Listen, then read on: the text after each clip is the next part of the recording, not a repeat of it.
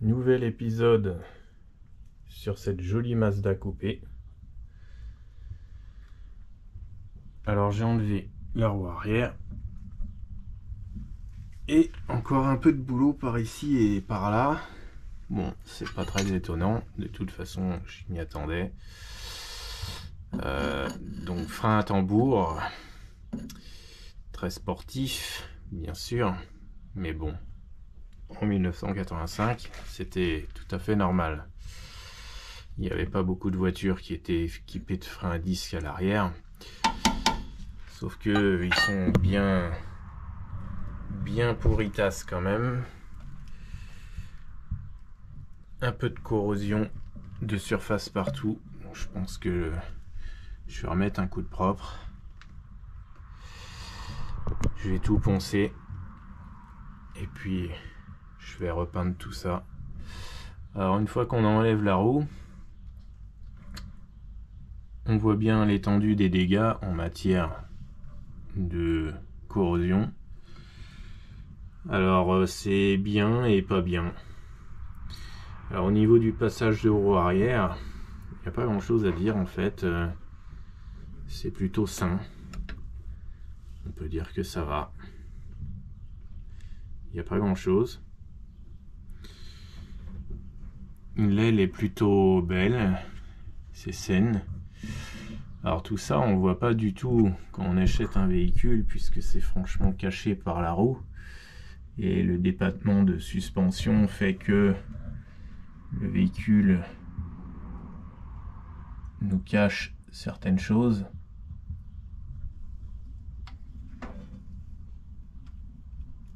Alors on voit cette partie là.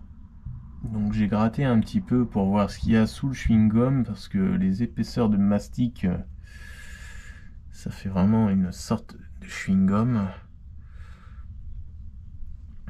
Alors il n'y a pas de corrosion perforante, c'est déjà pas mal. Parce que la corrosion perforante là, c'est un gros souci. Et ici, donc de l'autre côté, il y a un peu de corrosion de surface sur l'aile. C'est pas méchant. Et puis dans le bas, c'est pareil. En fait, les tôles sont corrodées en surface. C'est encore solide tout ça. Alors ça a été recouvert encore par du noir qui sert à rien hein, parce que recouvrir par un anti-gravillon alors que c'est pourri, ça sert pas à grand chose.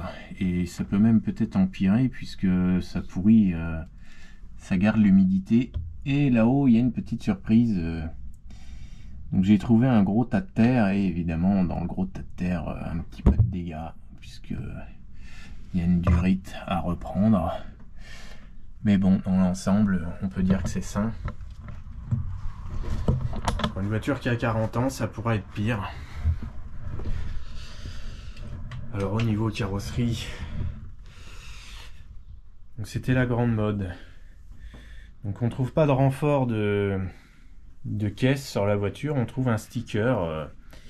Bon, c'était un renfort en cas d'accident contre un insecte. Comme ça, si un insecte vous rentre dedans, avec un peu de chance, le sticker amortit le choc. Donc là-dedans, c'est plutôt propre. Pas grand chose à dire, c'est sec. J'ai regardé à l'intérieur, en fait, il n'y a pas de souci parce que c'est bien pourri, mais bon, au bout du compte, le tuyau est sain à l'intérieur. Il n'y a pas de corrosion, il n'y a pas de trou, parce que ça aurait pu être la surprise de voir un trou et un début de corrosion, mais il n'y a pas de souci à ce niveau-là. C'est plutôt du nettoyage et remettre en peinture. Alors sur l'aile arrière, on trouve quelques bosses. Il y a une belle collection de bosses aussi.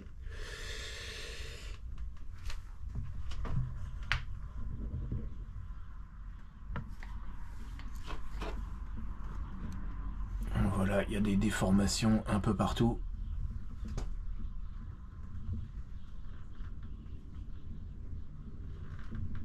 Donc tout ça, je vais essayer de débosseler de l'intérieur.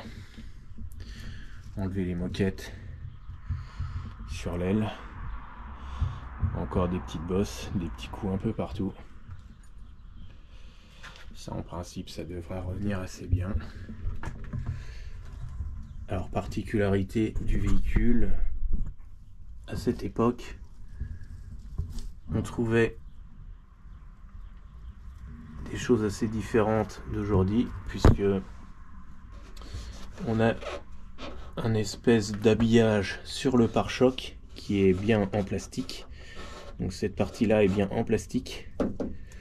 Ah, la directrice qui vient me surveiller. J'espère que je vais pas me faire engueuler.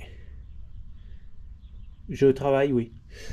Et cette partie-là, c'est de la tôle. Et bien évidemment, il y a eu un frottement.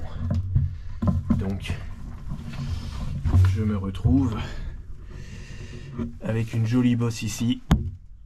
Alors ça va être gentil. Une bosse sur un pare-choc, ouais, c'est assez original. Donc pas mal de boulot de redressage, évidemment. Je vais pas m'amuser à filmer toutes les séances, ça rimera à rien. Il y en a pour des heures et des heures, sachant que une bosse c'est grosso modo 1 heure. Et c'est toujours le même objectif, rendre le véhicule présentable, pas forcément neuf.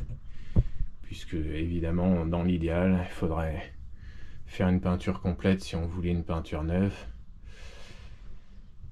Et tout ce qui est dessous du véhicule, je pense que dans 10 ans il faudrait tout sabler et tout reprendre. Donc pour le moment c'est du provisoire et on va dire une révision de tout ce qui est carrosserie. Donc voilà, petit tour de l'état des lieux pour cette partie arrière.